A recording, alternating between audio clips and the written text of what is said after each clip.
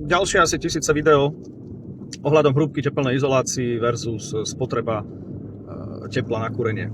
No, dnes prišla taká otázka, že idem si dať do krovu, ja neviem, 20 cm tepelnej izolácie, nie je tepelnej izolácie, vaty, podotýkam, to nie je tepelná izolácia, to treba zákonom zakázať. Idem si dať 20 cm vaty do medzikrokvy, pod krokvy 16, ale chcel by som dať ešte 20 cm pírka nad krokvy. No dobre, no tak tepelný odpor 20, super, bomba, všetko super. Krokvy presne v strede, úplný brutál, čiže tam keď sa dostane nejaká voda, koniec. To sa odtiaľ nedostane ani smerom von, ani smerom dnu, to tam uviazne na 150 miliónov rokov. A potom sa netreba čudovať, že to drevo zhnie.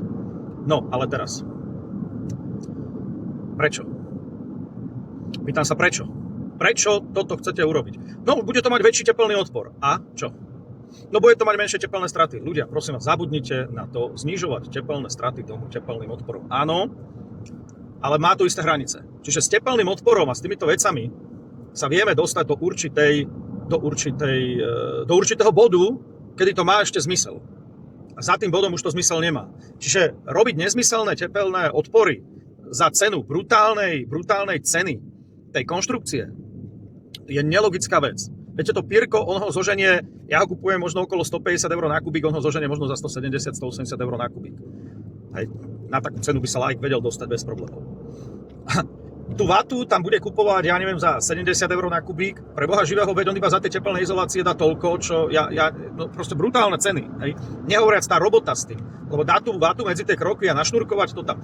Teraz dať ďalšiu vatu, teraz ju tam nejako uchytiť. Robiť aj podpornú konštrukciu. Ježišmaria. Na čo? Prečo? Však dám 20 cm pírka nad kroky a vybavené. Dobre, ale tomuto som sa nechcel venovať. Chcel som sa venovať niečomu inému a to je tá hrúbka tepelnej izolácie a tie odpory. Viete, kedysi dávno, pradávno, keď boli drevenice a tie boli nečestné, tak áno, tam proste, ale tí ľudia to vedeli dosť dobre utesniť, keď si na to dali to rákosy a hodili na to tú hlinu, tak to celkom dobre utesnili.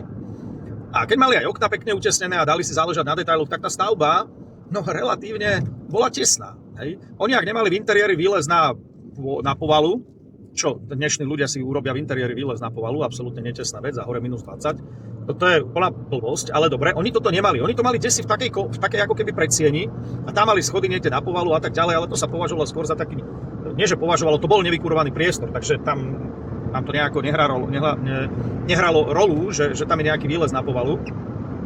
A oni na tej povale častokrát mali aj seno alebo slamu až doplná, tam bol teplný odpor 20 minimálne tiež, čiže to boli celkom dobre zateplené domy. Ale tieto drevenice ohádzané hlinou, nechcú všetci drevenice, aby sa mohli ukázať všetkým, že ja mám drevenicu pre Boha živého. Tak to drevo ukazujú, potom je to necestné a potom nadávajú, že sa v tom nedá bývať, no nedalo proste. Dobre, k tomu sa tiež nechcem vyjadrovať zatiaľ. Čiže keď to oni ohádzali hlinou, tak tie stavby boli celkom fajn. Samozrejme, keď tam ešte kúrili drevom, tak ako úplná topka na peciach. A tieto baraky mali nejaké pomery medzi tepelnými stratami. Aké tepelné straty v tom dome vznikajú? Mám k tomu aj článok, však môžem ho, ak nezabudnem hodiť link, ak zabudnem, pripomeňte mi, ja ho tam potom hodím. A tepelné straty máme prestupom tepla, čiže normálne to ide cez tú stenu von. Potom máme tepelné straty, ktoré vyfučia z toho domu. A potom máme, povedzme, tepelné straty, povedzme, sálaním, ale nechcem túto tému začínať, hovorím to v iných videách, povedzme, že kašľať na ňu. Ešte by mohli byť tepelné mosty, ale to je ten prestup. Pri moderných domoch tie tepelné mosty, tie by som zahrnul. No ale keď si to zoberieme, tak v starých domoch boli tepelné straty prestupom v podstate veľmi vysoké. Oni tie domy mávali niekedy tepelnú stratu 200-300 kWh na metr štvorcový. To boli brutálne čísla, čiže tie tepelné straty prestupom oni boli akože dominantné, preto tí ľudia sa snažili vymýšľať rôzne materiály ako drevenica, hlinené tvárnice z nepálenej hliny, metrová stena, metra pol. Oni sa snažili toto, samozrejme oni podvedome vedeli, že to musia utesniť. Im sa to vždy podarilo na nejakú tesnosť utesniť. Ako tá tesnosť bola slabá, ako tou tesnosťou vyfúčalo z toho domu hrozne veľa kilowatthodín, viac ako pri dnešných moderných domoch všetky tepelné straty, ale no percentuálne to bolo relatívne málo voči tým tepelným stratám. Tie tepelné straty boli dominantné. Pri dnešných domoch, vy keď ten barák zateplíte, tak tie tepelné straty klesnú, viete, z 200-300 kWh na metr štvorcový na niekedy 20-30 kWh. Čiže 10-násobne klesnú oproti tým starým domom. A tam už tá netesnosť tej stavby nie je zanedbateľná. Tam už tá netesnosť tej stavby je jeden z dominantných prvkov vplývajúcich na tepelné straty v tom dome. Samozrejme, predpokladajme, že nemáme tepelné mosty, lebo keď sme mali tepelné mosty, tak tam už samozrejme sú aj tepelné straty, ale tam sa skôr pri tých betónových alebo železobetónových konštrukciách, pri tepelných mostoch bavíme už o životnosti, lebo tepelné mosty v podstate vám brutálne znižujú životnosť, hlavne tej stavby. Ale to na to zabudnime, na to mám iné video. Ide tu o ten pomer medzi tepelnou stratou prestupom toho tepla a tepelnou stratou nežiaducim vetraním. No tak pri týchto moderných domoch sa hravo dostanete do stavu, že tepelné straty vetraním budú o mnoho vyššie ako tepelné straty prestupom tepla. Čiže vrátim sa na začiatok k tomu pánovi, ktorý chcel dať tepelný odpor 20 do strechy, lebo si myslel, že tým si zníži náklady na kúrenie o 2,5 milióna eur na 2 dní. No nie. No neznížiš. Lebo ak budeš mať už tých 36 cm alebo tých 20 cm toho pierka je dosť na to, aby tie tepelné straty boli dobré. Dávať tam ešte ďalšiu takú istú, ako keby taký istý, lebo tento pierko má teplný odpor 10 a tá vata 36 cm má tiež teplný odpor plus minus 10. Tak zvýšiť ten teplný odpor dvojnásobne ho bude stáť pre Boha živého najmenej 50 eur na meter štvorcový tej strechy. To je neefektívne, lebo ak tá strecha má 200 metrov, tak je to 10 000. A za 10 000 si pre Boha môžem kúpiť pomaly 50 kW panelov a keď to budem pchať do akumulačnej nádrže, tak budem sebestačný z hľadiska kúrenia ohrevu teplej vody na celý rok. Aj keby prišla polárna noc pomaly. Si robím srandu teraz. Čiže on už nezlepší tie tepelné straty toho baraku. On už ich nezníži o moc. No dobre, no tak o niečo ešte cez tú strechu. Ale viete, malé číselko znižovať ešte na polovicu je stále malé číselko. Ale vôbec tých ľudí, ani vás, nikoho nezaujíma tepelné straty tým nežiaducim vetraním. Akože odborne sa to volá infiltrácia, také somariny, lebo všetci musia používať latinské názvy, poďme sa posrať teraz. Proste nežiaduce vetranie toho domu. Škáry, netesnosti. Hej. Keby som ja mojej babke povedal, že infiltrácia, sa bude na mňa dívať, že či som mentálne postihnutý, ale keď jej poviem, že ten dom má vysokú, že proste veľa tepla sa stratí škárami, tak povie, hej, tomu rozumiem. Tak ani vy nerozprávate ako debili, ale rozprávate normálne, ako s malými deťmi sa rozprávate. To len taká ako výzva bokom. Ako raz bola jedna relácia v lete, no človek by mal piť hrozne veľa tekutín vo forme vody. Ja hovorím, vy ste retardovaní. To neviete povedať, píte veľa vody? Veľa tekutín vo forme vody. Niektorí ľudia už nevedia, ako by zaujali. Alebo viete čo, ja nemám finančné prostriedky. Aké finančné prostriedky? Peniaze, ty debil. No dobre, to som odbočil, to niekedy sa nad takýmito vecami zamýšľam, ako môžu byť ľudia tak sprostí, že zo seba robia idiotov. Čiže zvýšiť ten tepelný odpor dvakrát nemá zmysel už. Za predpokladu, že som si dovtedy vôbec nevšimol nejaké netesnosti v tej stavbe. Lebo naozaj tie netesnosti v tej stavbe, teraz to dám do čísel. V korunách to budem hovoriť, hej. Povedzme, že máme tepelné straty tým prestupom, teda cez tú tepelnú izoláciu, povedzme, že majú 400-500 eur za rok. No ale tepelné straty vetraním, nežiadúcim, teda tými škárami, kľudne môžu robiť tých. Aj v niektorých prípadoch povedzme 100 eur za rok, keď je tá stavba tesná, ale môžu robiť aj 1000 eur za rok. Normálne v modernej stavbe kľudne tepelné straty nežiadúcim vetraním alebo cez škáry, kľudne môžu urobiť 1000 eur za rok. Tak vieš, ak ty máš tepelné straty 1000 eur za rok, a prestupom 500 eur a zvýšiš tepelný odpor na streche, no tak z tých 500 sa dostaneš na 400, tak si to vyriešil brutálne, drvol si do toho 10 000. Ale pritom ti stačilo vraziť 1000 do utesnenia toho baraku a z tých 1000 eur ročne klesneš povedzme na 200-300 eur ročne. Viete, 1000 to zníži o 700 eur a 10 000 to zníži o 100 eur. No tak to je logické dať 10 000 a znížiť si o 100 eur.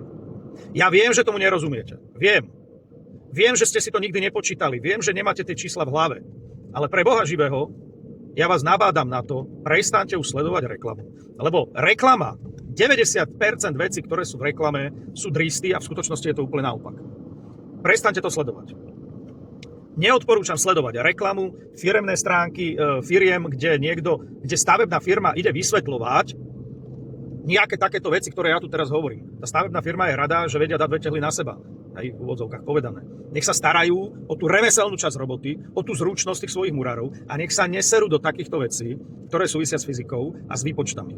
Lebo tieto firmy robia hrozne veľa zla tým, že šíria nezmysly, ktoré vytvárajú firmy, ako je celá tá kompánia, ten nadnárodný koncern Saint-Gobain, ktorý vlastne skúpil úplne všetky firmy na svete so stavebným materiálom a s oknami a so všetkým, čo sa tu dá v stavebníctve použiť, tak Saint-Gobain skúpil všetkých, proste tí slobodomurári, všetkých skúpili a šíria medzi vás také blúdy nezmyselné.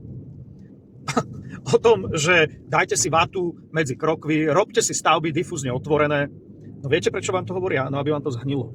Aby ste to za 20 rokov prerábali. Preto vám to hovoria. Viete, vy môžete urobiť difúzne otvorenú stavbu, keď už som tú tému začal, hovorím to v každom 5. videu.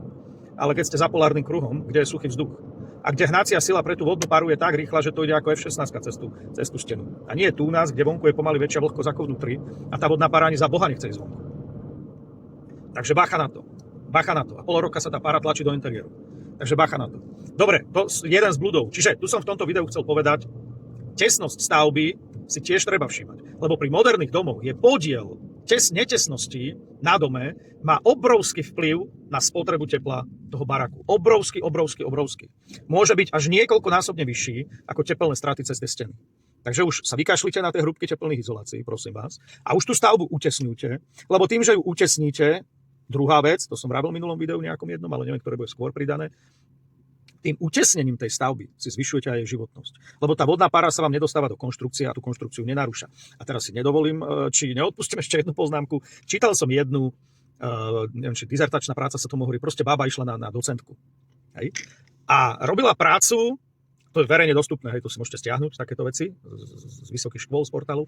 A tá bába robila prácu na tému difúzia vodnej pary a blablabla. Viete, to bolo vidieť, že tej učiteľke to písal nejaký študent, lebo v úvode písala úplne správne jednu vec, úplne správne, že našim najväčším cieľom, ja to teraz parafrázujem, je zabrániť vodnej pare, aby sa dostala do konštrukcie, lebo konštrukciu narúša a znižuje životnosť.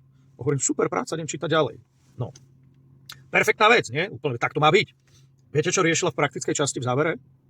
Difúzne otvorené stavby. No ja byť v tej komisii, tak ju vyhodím s tým, že pani, aby ste si vôbec čítali tú prácu a rozumiete tomu, čo ste tam písali, alebo vám to len študenti nejako zosmolili, vy ste to zlepili do kopie. Teraz to tu idete obhajovať. Ja by som ju vyhodil, a ešte aj z toho zamestnania by som ju vyhodil. Lebo ak takýto človek učí na stavebnej vysokej škole, tak potom sa nemôžete čudovať, že tí inžinieri, oni za to nemôžu, že sú sprostí. Proste niektorí. Hej.